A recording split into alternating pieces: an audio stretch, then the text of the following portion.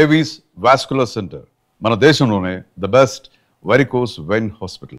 And Shiva cinema విషయం పక్కన పెడితే మీ కెరీర్ విషయానికి వస్తే సార్, మిమ్మల్ని ఎప్పటికీ నా దగ్గరే ఉండిపోమని చెప్పేసి ఆర్జీవి గారు అడిగారు. సో లేదు నేను డైరెక్టర్ అవ్వాలని చెప్పి మీరు అన్నారు. ఈ ఆఫర్ నువ్వు ఇస్తున్నావు నాకు అనుకున్నా. సో ఆర్జీవి గారు ఫస్ట్ మీకు ప్రొడ్యూస్ చేస్తానన్నప్పుడు వెంటనే మీకు కలిగిన ఫీలింగ్ ఏంటి? తను అడిగాడు, నాగేశ్వరరావు మీరు నాకు కూడా ఉండండి. నాగేశ్వరరావు అంటాడు అండి అంటాడు, కూడా ఉండండి, సినిమాకి మీరు ఎంత అమౌంట్ కావాలో అంత తీసుకోండి. అంటే బడ్జెట్ పెరుగుతూ ఉంటాయి కదా, ఇంకా మీరు ఎగ్జిక్యూటివ్ ప్రొడ్యూసర్గా ఉంటారా, ప్లాన్ చేసి మొత్తం సెట్లో ఉండి చేసుకుంటారా, అది మీ ఇష్టం, ఎలాంటి కార్డు అంటే అలాంటి కార్డు, నాకు కూడా ఉండండి అన్నాడు. లేదు రాము, నేను డైరెక్టర్ అవ్వాలని వచ్చాను, డైరెక్టర్ అయ్యి ఒకవేళ అది ఎంత ఆడాబడి వస్తే అప్పుడు మళ్ళీ వస్తాను, బట్ నా సినిమా పోవాలని కోరుకోవద్దు మీరు అని నేను తను అడిగితే, మూడో రోజు నేనే ప్రొడ్యూస్ చేస్తాను నాగేశ్వరరావు, మా వాళ్ళంతా వస్తున్నారు, పెట్టెలు తీసుకుని వస్తున్నారు డబ్బులతోటి, నేను ప్రొడ్యూస్ చేస్తాను, మీరు డైరెక్ట్ చేయండి అన్నాడు. సో అలా ఆ సినిమా స్టార్ట్ అయింది. అంటే వెంటనే ఫస్ట్ ఛాన్స్ అయితే ఖచ్చితంగా ఒప్పుకుంటారు, బట్ మీకు కలిగిన ఫీలింగ్ ఏంటి? అంటే నిన్నగాక మొన్న వచ్చి ఒక సినిమా తీసాడు, వెంటనే నాకు సినిమా ఆఫర్. ఏం నేను అంత నెగిటివ్గా ఏం ఆలోచించాను అసలు. ఎందుకంటే తను నేను డైరెక్టర్ అవ్వాలనుకుంటున్నాను, తను డైరెక్షన్ ఛాన్స్ ఇస్తానన్నాడు. ఇంకో మనిషి దగ్గరికి వెళ్ళి బెల్లు కొట్టి వాడికి కథ చెప్పి ఒప్పించి చేయడం కంటే ఇది సుఖం కదా. ఇంకోటి ఏంటి, నా గురించి బాగా తెలుసు, ఆల్రెడీ శివ అయిపోయింది, క్షణక్షణం జరుగుతుంది. అవును. సో నాకంటే ఇంతకంటే ఎక్కువ తెలిసిన మనిషికి నేను కన్విన్స్ చేసి చెప్పడం కష్టం కదా. సో ఇది నాకు చాలా కంఫర్ట్ జోను, హ్యాపీగా ఫీల్ అయ్యా. మనీ కంటే ముందు మీరు ఆర్జీవికి వేరే కథ చెప్పారట, అదేం కథ? అది ఒక కథ, అది ఒక ఇన్సూరెన్స్ బ్యాక్గ్రౌండ్లో, అది కూడా కామెడీయే. అయితే ఇన్సూరెన్స్ డబ్బుల కోసం తన భర్త చనిపోయాడని వాడిని దాచిపెట్టేసి చేస్తూ ఉంటుంది, అలాంటి కథ ఒకటి. ఓకే. అది చూశాక ఇది బాగుంది, ఇంకొకసారి తను ఒక సినిమా చెప్పి రూత్లెస్ పీపుల్ అది చూడమన్నాడు. చూసి రెంట్లో మీకు ఏది నచ్చితే అది చేద్దామంటే నాకు ఇది బెటర్గా అనిపించింది, దీనిలో ఎక్కువ ట్విస్ట్లు ఉన్నాయి. సో దాన్ని సరే దీన్ని మరి దీని మీద వర్క్ చేయండి అంటే నేను ఒక 5-10 డేస్లో ఒక వెర్షన్ చెప్పేశాను, అది తనకు నచ్చింది, అలా మొదలైంది ఆ సినిమా. శివ మూవీలో ఏ ఆర్టిస్ట్ని అయితే మీరు వద్దు అన్నారో అదే ఆర్టిస్ట్ని మీ మొదటి హీరోగా పెట్టుకొని సినిమా తీయాల్సి చిన్న. అవును. ఎందుకు అలా డిసిషన్ తీసుకోవాల్సి వచ్చింది? ఎందుకు అలా ఉంది, అప్పుడు నేను పొరపాటు పడ్డాను, ఇతను మంచి ఆర్టిస్ట్ కాదని. శివ చేసేటప్పుడు ఇతను మంచి ఆర్టిస్ట్ అని ఫిక్స్ అయ్యాను. ఇంకోటి అతనికి నాకు బాగా సాన్నిహిత్యం పెరిగింది, కంఫర్ట్ జోన్ ఉంది. జేడి చక్రవర్తి, వాళ్ళిద్దరూ నాతో చాలా హాయిగా ఉంటారు. సో డైరెక్ట్ చేసే మనిషికి ఎదురుగా కెమెరా ముందున్న ఆర్టిస్టులతో కంఫర్టబిలిటీ ఉంటే బెటర్ ఇన్పుట్ వస్తుంది. చిన్న కోరిక కూడా ఏదో మీరు తీర్చారట శివ సినిమా అప్పుడే. కోరిక? మీ దగ్గరికి వచ్చి ఒక రిక్వెస్ట్ చేశారంట, ఇప్పటిదాకా ఫ్లైట్ ఎక్కలేదు, నేను ఒక్కసారి ఫ్లైట్ ఎక్కలేదు అనేవాడు ఎప్పుడు. నిన్ను ఫ్లైట్ ఎక్కిస్తాను చిన్న నేను అని చాలా ఎక్స్టెంపోర్ట్లో మాట్లాడినమాట. అయితే ఇప్పుడు ఇందాక మీరు అనుకున్న పోల్ను కొట్టుకునే షాటు ఎప్పుడు వేసావు నాగేశ్వరరావు ఇదంటే, ఎల్లుండి రేపు రాత్రి రేపు ఈవినింగ్ ట్రైన్కి చిన్న ఎక్కుతాడు, ఎల్లుండి ఈవినింగ్ మనం షూట్ చేసుకోవచ్చు, పగలంతా ఖాళీగా ఉంటాడు. లేదు ఇవాళ నైట్ ప్లాన్ చేద్దాం, ఇవాళ ప్లాన్ చేయండి అన్నాడు. లేదు రాము, ఆల్రెడీ టికెట్ వేసేసారు, ట్రైన్ టికెట్. అంటే ఓ మోస్తరు ఆర్టిస్టులు అందరికీ ట్రైన్ టికెట్లు, బాగా పెద్ద ఆర్టిస్టులు అయితే ఫ్లైట్ వేసేవాడు. అంటే లేదు ఎలాగైనా సరే తెప్పించండి. సాధ్యం అంటే అసాధ్యం ఏమి ఉండదు, ఖర్చు ఎక్కువ అవుద్ది అంటే, ప్రొడక్షన్కి ఖర్చు అవుతుంటే నేను కొంచెం పెయిన్ ఫీల్ అవుతా. ఒక సామెత కూడా ఉంది, ఇండస్ట్రీలో నిర్మాతల గురించి శివనాగేశ్వరరావు ఆలోచించినట్టు నిర్మాతలు శివనాగేశ్వరరావు గురించి ఆలోచించలేదు అని చెప్పి ఒక సామెత. అది నిజమే, నమ్ముతా.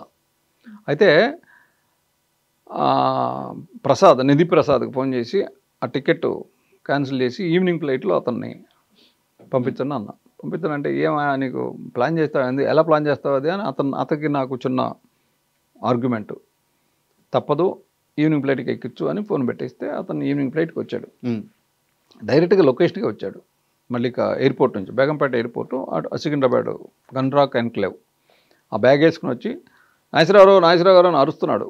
అప్పుడు మేము వెళ్ళి రెడీ అవుతున్నాం అంతా. వచ్చి ఏంటంటే, సార్ దీని మీద ఆటోగ్రాఫ్ పెట్టండి సార్ అన్న. బోర్డింగ్ పాస్, అప్పుడు బోర్డింగ్ పాస్లు ఇచ్చేవాళ్ళు పెద్దవి, దాని మీద నా ఆటోగ్రాఫ్ డేట్ వేసా. ఇప్పుడు కొంత తన దగ్గర అది. అండ్ మనీ మూవీ అంటే రిలీజ్కి ముందే చాలా రోజులు ఆడేసిందంట మూవీ, 130 రోజులు ఆడింది. ఆ పీరియడ్లో మీ మానసిక స్థితి ఎలా ఉంది? ఏం లేదు, పెద్ద ప్యానిక్ అయ్యేవాడిని కాదు నేను.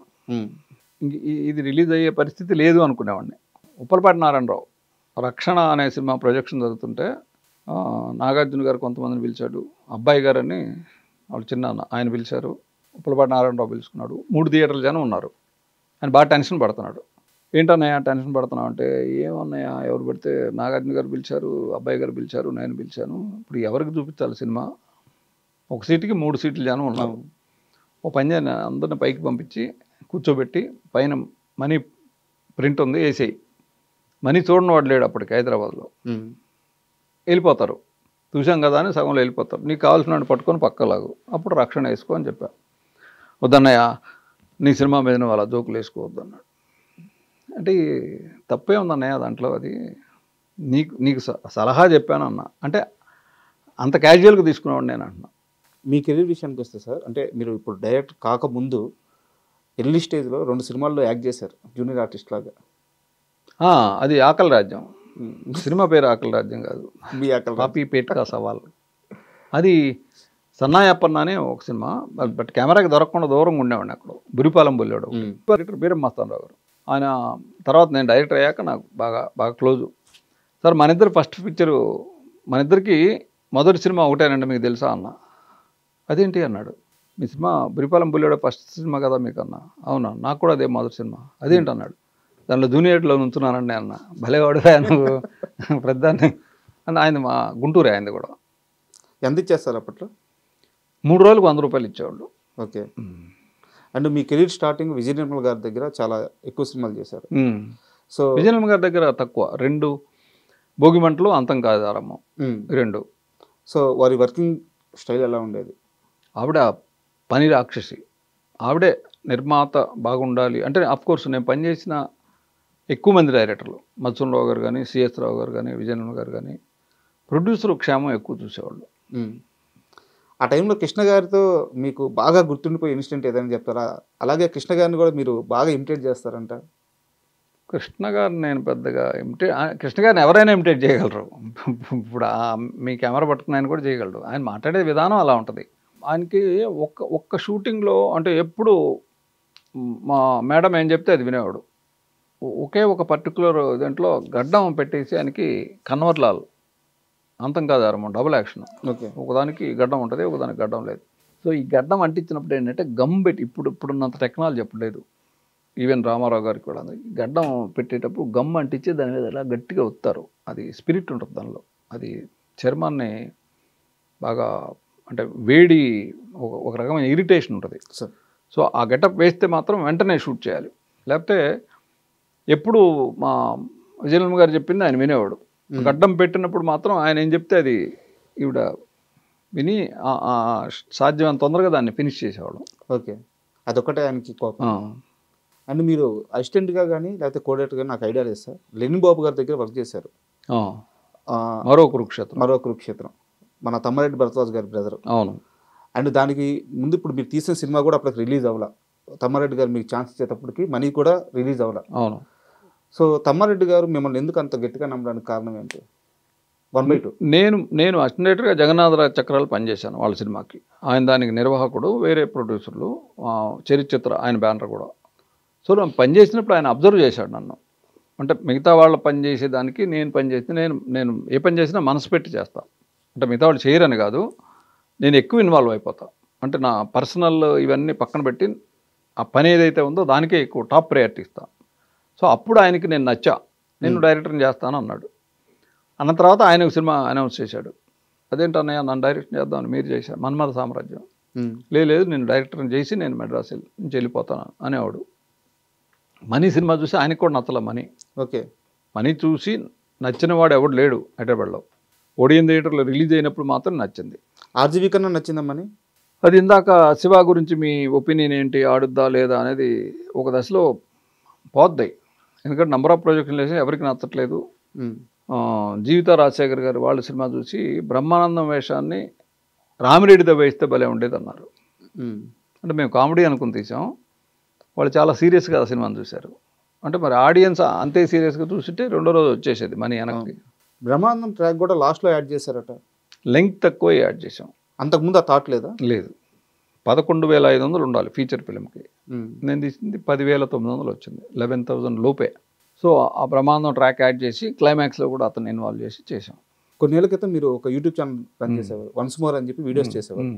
నేను వీడియో చూడలేదు, బట్ ఒక తమ్ము చూశాను, చిరంజీవి మెగాస్టారే కాదు అని చెప్పి ఒక తమ్ము పెట్టున్నారు. ఏం సందర్భం అది, ఏం చెప్పారు అక్కడ? మెగాస్టారే కాదంటే అంతకంటే ఎక్కువ అని చెప్పుకుంటా లోపల. గుర్తులేదా మీకు? కాదు అంటే ఆయన డెడికేషన్ చెప్పే దానిలో, అది మీరు చూస్తే అర్థమవుద్ది.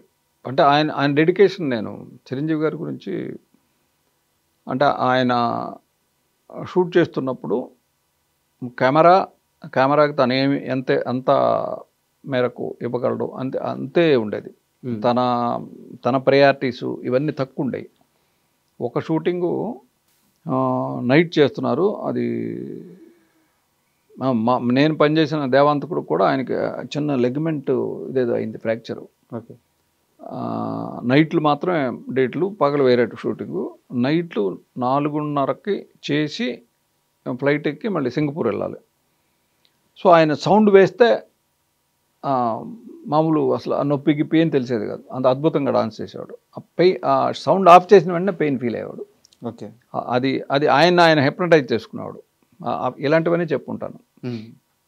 అండ్ ఒక కొలంలో షూటింగ్ అంతా అయిపోయింది, రైన్ ఎఫెక్ట్ అయిపోయిన వెంటనే అంటే ట్రైను ఇదేస్తారు, వాటర్ ట్యాంకులు అయిపోతే ఇక లాస్ట్ షాట్కి నీళ్ళు లేవు. పువ్వాళి అంటారు, చిన్న గార్డెనింగ్ చేసి దాంతో షాట్ తీశారు. ఆయన కోసం పెట్టిన నీళ్లు సపరేట్గా ఉంటాయి స్నానం చేయడానికి. దాంట్లో ఆ పువ్వాళిలోకి పోయడానికి కూడా నీళ్ళు లేవు. అక్కడ ఒక కొలను ఉంది, అరుణాచలం స్టూడియో, అవి తీసుకొచ్చి పోయమన్నాడు. అవి మామూలుగా ఇప్పుడున్న వాళ్ళు ఎవరో అంత సాహసం చేయరు, చాలా చండాలంగా పచ్చగా ఉంటాయి. అవి తెచ్చి దాని మీద పోసి తర్వాత స్నానం చేసి వెళ్ళిపోయాడు మార్నింగ్ ఫ్లైట్కి. జస్ట్ ఆ రోజు షూట్ కంప్లీట్ చేయాలండి అంతే. ఇవాళ ఫినిష్ అయిపోతే ఆ సాంగ్ ఆగిపోద్ది, మళ్ళీ సినిమా రిలీజు డేట్లు ఇవన్నీ ఇలాంటివన్నీ చూసేవాడు ఆయన. అలాంటిది ఏదో చెప్పుకుంటాను అవన్నీ. ఓకే. విజయబాబు నాయుడు గారిది చిరంజీవి అని చెప్పి అప్పట్లో ఒక మ్యాగజైన్ వచ్చేది. అవును. శివాలో చిరంజీవి హీరో అయితే అని చెప్పి ఒక ఆర్టికల్ రాశారు, చదివారా మీరు అది? నేను చదవలేదు. విజయబాబు నాయుడు గారు అలాంటి చిత్ర విచిత్రాలన్నీ చేసేవాడు ఆయన. ఇప్పుడు ఈ బుక్ని చూడాలి అంటే ఆ బుక్లో ఒక బొమ్మను ఇలా తిప్పేసేవాడు. ఓకే. అంటే ఈ బుక్ని ఇలా తిప్పి చూసి ఇక్కడే ఉంది చూసి మళ్ళీ దేని పేజ్ తిప్పితే ఇది మళ్ళీ మామూలుగా ఉండేది. అంటే కీన్ అబ్జర్వేషన్ ఈ బుక్ మీద ఉండాలి అనే దానికి విచిత్రమైన ప్రయోగాలు చేసేవారు ఆయన. మీరు ఎప్పుడైనా కనీసం థాట్ చేశారా, నాగార్జున కాకుండా ఇంకే హీరో అయినా శివకి న్యాయం చేయగలరు అని చెప్పి? ఆలోచన రాలేదు. ఇప్పుడు నువ్వు అడిగా కూడా రావట్లా. అండ్ శివ సినిమా వచ్చిన తర్వాత బాగా జలస్గా ఫీల్ అయిన హీరోలు ఎవరైనా ఉన్నారు ఇండస్ట్రీలో, నాకు ఎందుకు పడలేదు ఈ సినిమా అని? అంటే నేనే పూర్తిగా చెప్పలేకపోతున్నా నా గురించి, ఇది నేనేం ఫీల్ అయ్యాను, ఇంకో హీరో ఏం ఫీల్ అయ్యాడో నేను ఎలా చెప్పగలను? వెంకటేష్ గారు అందరూ ఫీల్ అయ్యి ఉంటారు. అంటే ఇప్పుడు ఈ సినిమా నాకు ఇస్తే నేను చేసేవాడిని కదా అని అనుకుంటారు. అంటే కంటెంపరీగా అప్పుడున్న సమకాలీన సమవయస్కుల్లో ఉన్నవాడు ఆయన వెంకటేష్ అయి ఉంటారు. బట్ ఆయన కూడా మధ్యలో ఏదో జోక్గా అన్నాడు కానీ, అంటే నేను బయట వినడం ఎక్కడో. అంతేగాని ఇప్పుడు ఏ హిట్ సినిమా వచ్చినా కానీ ఇంకో 3-4 హీరోల కాంపౌండ్లో ఇది మనం చేస్తే బాగుండేది కదా అని అనుకుంటారు. ఏం దానికి సహజం. And thank you very much sir. Okay. 36 ఏళ్ళ తర్వాత శివ మళ్ళీ రిలీజ్ కాబోతుంది. ఆ ఆనందాన్ని అందరం మరొకసారి పంచుకొని ఆ అనుభూతిని మళ్ళీ ఆస్వాదించాలని మనస్ఫూర్తిగా కోరుకుంటున్నాను. నేను కూడా థ్యాంక్స్ చెప్తున్నాను. And for more videos, please subscribe to iDream. Please subscribe to iDream. Please subscribe iDream. And please subscribe to iDream. For more videos, subscribe to iDream. please like, share and subscribe to the channel. Congratulations, iDream. Subscribe to iDream. Subscribe to iDream. So subscribe to iDream Media. iDream ki iDream team andarki huge congratulations. Please subscribe iDream Media. Please subscribe to iDream. Subscribe iDream. Please subscribe to iDream. iDream అంటే నా కళల ఛానల్ను subscribe చేసుకున్న నోరు తిరుగుతలేదు, మీరైతే గంట గుర్తు కొట్టండి. For more such videos, please subscribe to iDream. Subscribe to iDream. Please subscribe to iDream. Please subscribe iDream Media. Please do subscribe to iDream. Please subscribe to iDream Media. For best entertainment and information, please subscribe iDream. And don't forget to subscribe to iDream.